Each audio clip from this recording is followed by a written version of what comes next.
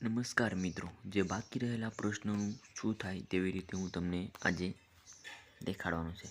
મિત્રો, કેન્સલ થયેલા પ્રશ્નોનું માર્ક રેટાને આધારે પણ બાકી રહેલા ગુણાંકમાં વધારો કરવામાં આવશે. એટલે કે જે પણ કેન્સલ થયેલો પ્રશ્ન છે એ તમારે જોવાનું કે કેવી રીતે ગણતરી થાય એના માટે હું તમને આજે આગળ બતાડવાનો છું. મિત્રો, તમે જોતા રહેજો એટલે તમને બધી જ માહિતી અંત સુધીમાં મળી જાય. મિત્રો, કેન્સલ થયેલા પ્રશ્નો એટલે કે જે લોકોને એટલે કે 98 પ્રશ્ન હશે અને 2 રદ હશે, તો મિત્રો એ 2 માર્કના શું કરવું એનો આધારે હું તમને બતાડવાનો છું.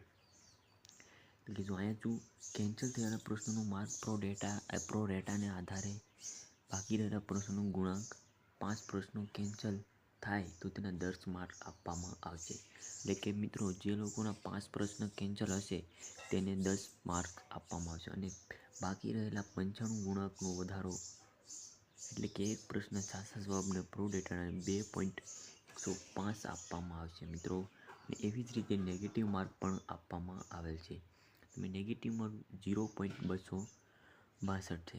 એટલે કે તમે આ બધું જ જો એટલે કેવી રીતે કરવામાં આવશે એ હું તમને ગણતરી બતાડવાનો છે આગળ.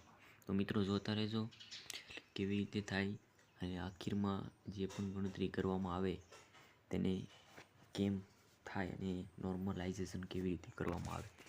તો મિત્રો, એટલે કે જે લોકોને 90 પ્રશ્ન હશે સમજી લો, જે લોકોને 90 પ્રશ્ન હશે એ 10 માઇનસ હશે